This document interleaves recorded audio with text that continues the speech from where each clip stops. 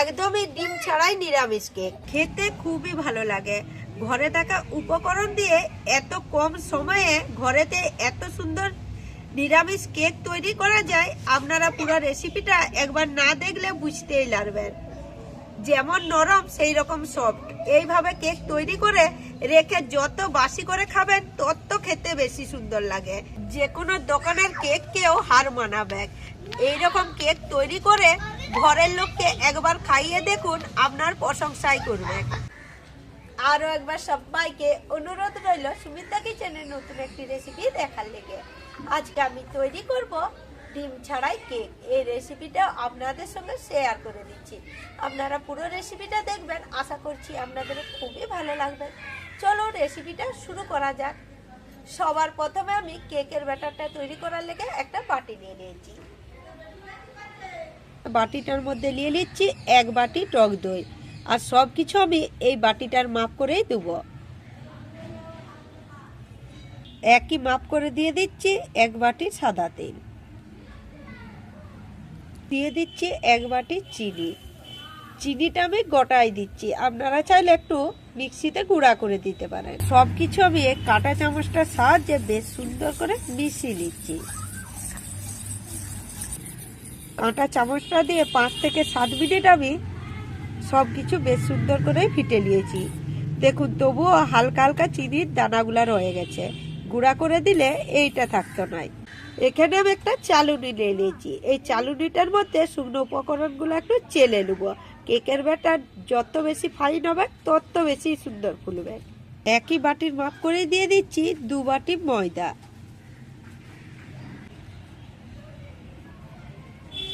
দিয়ে দিচ্ছি ওই বাটির মাপ করে একটু কম 1 বাটি দুধ। পুরা বাটিটা ভর্তি করে দিলেও কোনো অসুবিধা নাই, কেকের টেস্টটা বেশি ভালো হবে খেতে। আরও দিয়ে দিচ্ছি 1 চামচ বেকিং পাউডার। আরও দিয়ে দিচ্ছি বেকিং পাউডারের 6 ভাগের 1 ভাগ দিচ্ছি ইস্ট।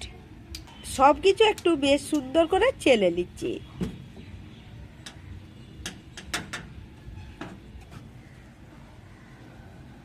সব কিছু বেশ সুন্দর করে চেলে নিয়েছি।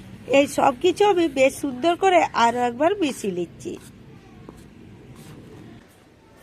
শুকনো উপকরণগুলো দিয়েও বেশ সুন্দর করে ফিটিয়ে নিয়েছি।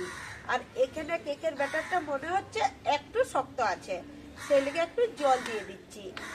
আপনারা চাইলে দুধও দিতে পারেন। দুধ দিলে তো কেকের স্বাদ বেশি সুন্দর হয়। 1 ঢাকনার মতো দিয়েছি বেটে। আর এইদিকে আমি কিছুটা নিয়েছি চেরি ফল, কুচি করে নিয়েছি।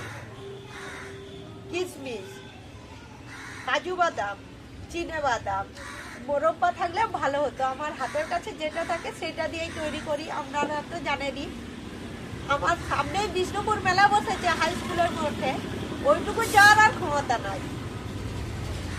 এগুলোর মধ্যে অল্প ময়দা গুঁড়া দিয়ে দিচ্ছি। অনেক সময় দেখবেন যে কোনো আমি কাজু কিশমিশ যেটা দেওয়া হয় সেটা দেওয়ার পরে তলে বসে যায়। অল্প ময়দা দিলে একটুও বসবেন না। সুন্দর করে হাতে করে মিশিয়ে নিয়েছি। এগুলাও দিয়ে দিচ্ছি। মোরব্বা দিলে কেকটা বেশি ভালো লাগে খেতে। এগুলো দেওয়ার পর আরো 5 থেকে 7 মিনিট আমি বেশ সুন্দর করে ফিটিয়ে কেকের ব্যাটারটা তৈরি করে নিয়েছি। একটু শক্ত শক্তই তৈরি করলাম। এরপর এটা একটা ধারে রেখে দিচ্ছি। আর কেকটা তৈরি করার লেগে এখানে আমি একটা অ্যালুমিনিয়ামের বাটি নিয়ে নিয়েছি। আপনারা যে কোনো মাপের যে কোনো সাইজের বাটি নিতে পারেন, গোল, চওড়া, ডিম্বাকৃত, যেমন খুশি। স্টিলের হলেও অসুবিধা না, কিন্তু অ্যালুমিনিয়ামের বেশি ভালো হয়। এটার মধ্যে আমি প্রথমেই 2 ফোঁটা সাদা তেল দিয়ে দিচ্ছি। একটু বেশ সুন্দর করে বুলি নিচ্ছি আগে চারিধার দিকটা। ইয়ার উপরে দিয়ে দিচ্ছি 1 চামচ ময়দা। আপনারা তো দেখেছেন আমি ঘরে পেপার দিয়ে তৈরি করেছি, আজকে ময়দা দিয়ে তৈরি করছি। দেখুন বেশ সুন্দর করে ময়দাগুলা ছেড়ে নিয়েছি। এরপর এই কেকের ব্যাটারটা আমি এই বাটিটার মধ্যে ঢেলে দিচ্ছি।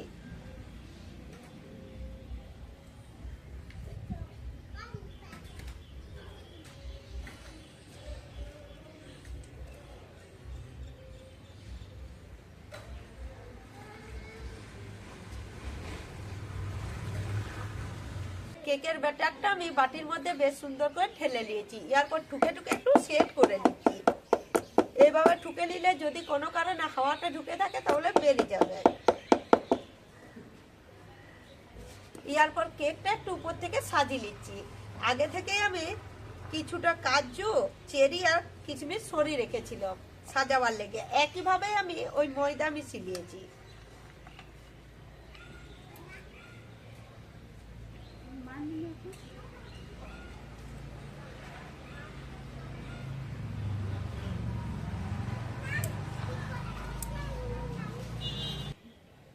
সবকিছু দিয়ে বেশ সুন্দর করে কেকটা সাজিয়ে নিয়েছি।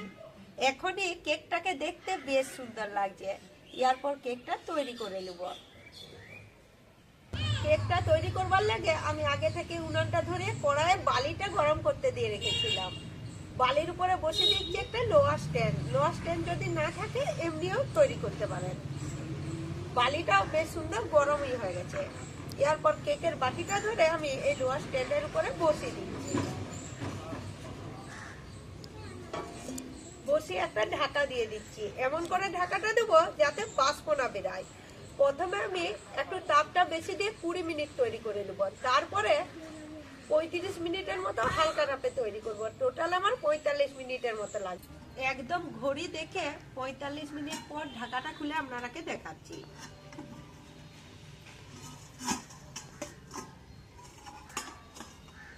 দেখুন বন্ধুরা, বেশ সুন্দরভাবে কেকটা ফুলে উঠেছে। এরপর কেকটা তৈরি হয়েছে কিনা দেখার লেগে একটা কাঠি নিয়েছি। এই কাঠিটা কেকের মধ্যে ঢুকিয়ে দিচ্ছি।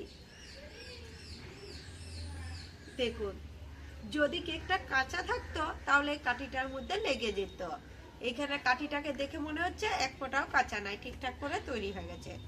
এরপর কেকের বাটিটা ধরে আমি নামিয়ে দিচ্ছি।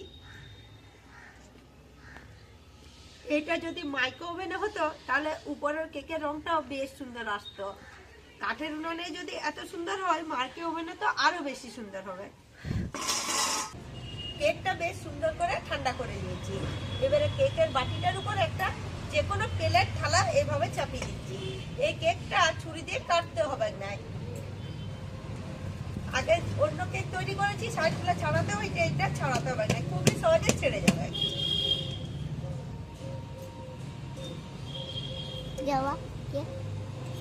দেখুন বন্ধুরা, ঘরেতেই বেশ সুন্দর ডিম ছাড়াই আমি কেক তৈরি করে দিলাম। এইদিকে কালারটা দেখুন। মাইক্রো ওভেনে হলে এই দিকের কালারটা এইরকমই সুন্দর হতো।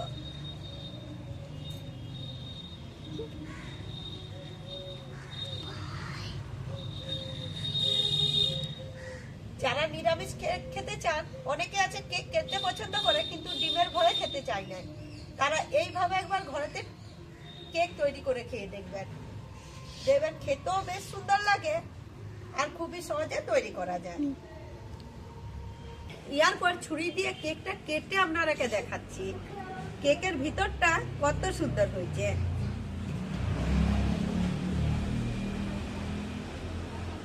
এইভাবে ঘরে কেক তৈরি করলে ধরতেই কেউ লাগবে যে এটা ডিম ছাড়া কেক।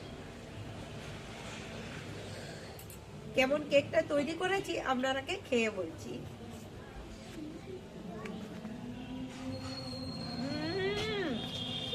একদম সুন্দর হয়েছে বন্ধুরা, একদম। বন্ধুরা, আজকে আমার এই নিরামিষ কেকের রেসিপিটি দেখার পর যদি আপনাদের একবার হলেও ভালো লেগে থাকে তাহলে আমার চ্যানেলটি সাবস্ক্রাইব করে শেয়ার করতে ভুলবেন না। এইরকমই নতুন পুরনো দিনের ভিডিও দেখার লেগে নতুন পুরনো বন্ধুরা যে যেখান থেকেই দেখে থাকেন তাদেরকে আমার আন্তরিক ভালোবাসা আর অসংখ্য অসংখ্য ধন্যবাদ।